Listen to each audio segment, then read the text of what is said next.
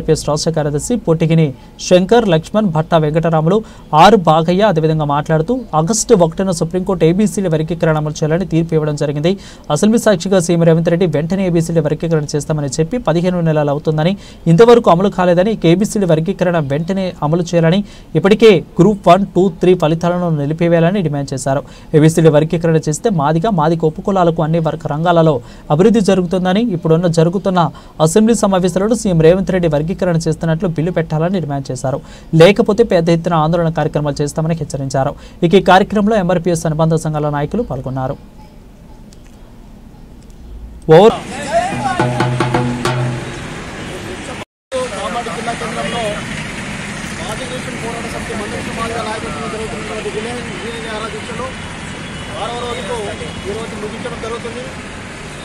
మనకు 30 సంవత్సరాల సుదీర్ఘ పోరాటంలో ఎస్సీ వర్గీకరణ సాధన దిశగా ఏబీసీడీ వర్గీకరణ అయితే పేద ప్రజలు బాగుపడతాయనే ఉద్దేశంతో మందకృష్ణ గారు ప్రకాశం జిల్లా ఈటిమూడు గ్రామంలో 21 మందితో మొదలైన ఈ ఉద్యమం అంచెలంచెలుగా కేంద్ర రాష్ట్ర ప్రభుత్వాలు తగిలి ఒక కొలిక్కి వచ్చి ఈరోజు మనం ఏబీసీడీ డి వర్గీకరణ 4 విభాగాలుగా విభజించాలని చెప్పినాము. కానీ ఏబీసీ వర్గీకరణ 3 వర్గాలు చేశారు. డి వర్గం కూడా చేస్తే మిగతా చిన్న కులాలు బాగుపడతాయనే ఉద్దేశంతో ఈరోజు దీక్ష చేయడం జరుగుతుంది. మన జిల్లానే కాకుండా 33 జిల్లాల్లో వర్గీకరణ ఉద్యమం చేయడం జరుగుతుంది. కనుక కేంద్ర రాష్ట్ర ప్రభుత్వాలు ఖచ్చితంగా ఎస్సీ వర్గీకరణ న్యాయమైన పోరాటం కనుక ఈ గ్రూప్ కూడా ఏబీసీడీ గ్రూప్ వర్గీకరణ చేసి బిల్లుని ఈరోజు ఆమోదింపజేయాలని మనసు. జై మాదిగా విషమాదిగా నాయకత్వం,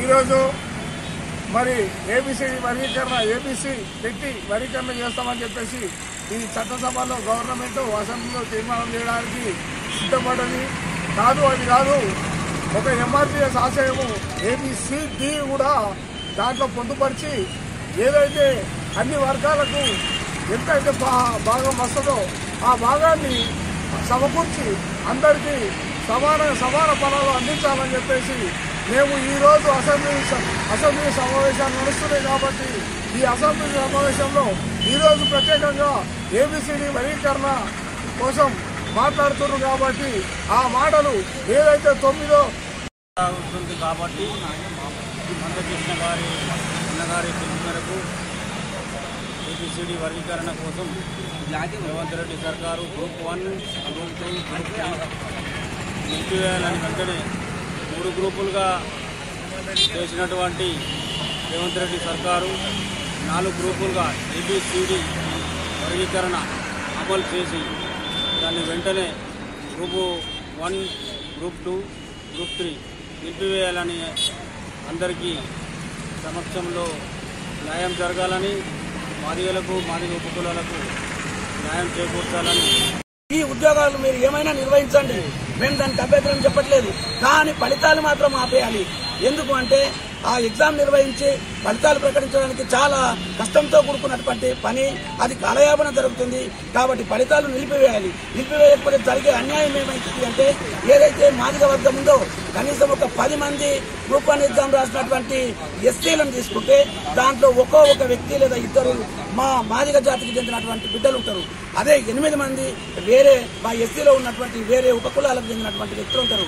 కాబట్టి మాదిగ జాతికి రావాల్సినటువంటి ఏదైతే పర్సెంటేజ్ ఉందో ఆ పర్సెంటేజ్ ని మా మిగతా కులాలు తన్నుకపోతుండ్రు, మా ఉద్యోగాలు వాళ్ళు తీసుకుపోతున్నారు. కాబట్టి మీరు ఫలితాలను ఆపేసిన తర్వాత ఈ యొక్క ఏదైతే గెజెట్ ఉందో గెజెట్ ను ఆమోదించిన తర్వాత మాకు ఎంత శాతం రావాలో సోమవారం నాడు అసెంబ్లీలో ఇది మేము చర్చిస్తున్నామని ఇప్పటిదాకా కూడా అయిపోయింది. మరి ఇవ్వాలనన్నా ఈ మాదిగలకు జరుగుతున్న అన్యాయం దృష్టిలో పెట్టుకొని 32 సంవత్సరాల నుంచి పోరాడుతున్న మందకృష్ణ మాదిగ ఏబీసీడీ వర్గీకరణ మీద ఆ ఒక్కరి గురించి కాదు, మాదిగ ఉపకులాలకు న్యాయం జరగాలని చెప్పేసి ఇవాళ ఆయన పోరాటం చేయడం జరుగుతుంది. ఎందుకంటే ఇవాళ ఏదైతే ఇచ్చినో సీఎం గారు మాటలు నిలబెట్టుకొని మాదిగ ఉపకులాలకు న్యాయం చేస్తే రేపు రాబోయే కాలంలో కూడా 5 సంవత్సరాల సీఎం నిన్నే గెలిపిస్తాము, నువ్వే ఉంటావు, మా మాదిగల ఓట్లు కూడా నీకే వేసి మళ్ళా మా సీఎం మాకు న్యాయం చేసిందని చెప్పి కూడా మేము ఇలా భావిస్తూ మీకు పాలాభిషేకాలు కానీ ఏది కానీ చేసేదానికి ఇలా మాదిగలు కూడా ఇలా ఐక్యతగా ఉండి ఇలా మా కాంగ్రెస్ ప్రభుత్వం వచ్చింది. ఇలా మమ్మల్ని ఎంఆర్పిఎస్ రాష్ట్ర మాజీ కార్యదర్శి. విషయం ఏంటంటే గౌరవ శ్రీ మందకృష్ణ మాదిగ గారు ఆయన పిలుపు మేరకు గత 6 రోజుల నుండి కామారెడ్డి జిల్లా కామారెడ్డి పట్టణంలో మున్సిపల్ దగ్గర రిలే నిరాహార దీక్షలు నిరసన కార్యక్రమాలు చేస్తున్నాం. ఎందుకంటే మాకు వర్గీకరణ చేస్తా అని ఆగస్టు 1 నాడు సుప్రీంకోర్టు ఆదేశాల మేరకు హిందూ సభలో రేవంత్ రెడ్డి గారు ఏమన్నారంటే దేశంలో ఎక్కడ చేయనటువంటి నేనే ముందుండి ఫస్ట్ నేనే చేస్తా అని వర్గీకరణ చేస్తా అని హిందూ సభలో చెప్పడం జరిగింది. ఎమ్మెల్యేల దగ్గర పిలుచుకొని మంత్రుల దగ్గర పిలుచుకొని హిందూ సభలో చెప్పడం జరిగింది. అదేవిధంగా షమీమ్ అఖ్తర్ను ఒక నియమించి కమిషన్ ఏర్పాటు చేయడం జరిగింది. అదేవిధంగా ఒక సబ్ కమిటీ మంత్రులతో చేపడం జరిగింది. దాని తదనంతరం షమీమ్ అఖ్తర్ గారు 9% మాదిగలకు ఇవ్వాలి, 5% మాళ్ళకి ఇవ్వాలని చెప్పింది. దాన్ని తప్పుపట్టిన మా మందకృష్ణ మాదిగ గారు, ఎందుకంటే 32 లక్షల మీద పైబడి ఉన్నాం మేము మాదిగలు, కేవలం 15 లక్షలు మాలల్లో.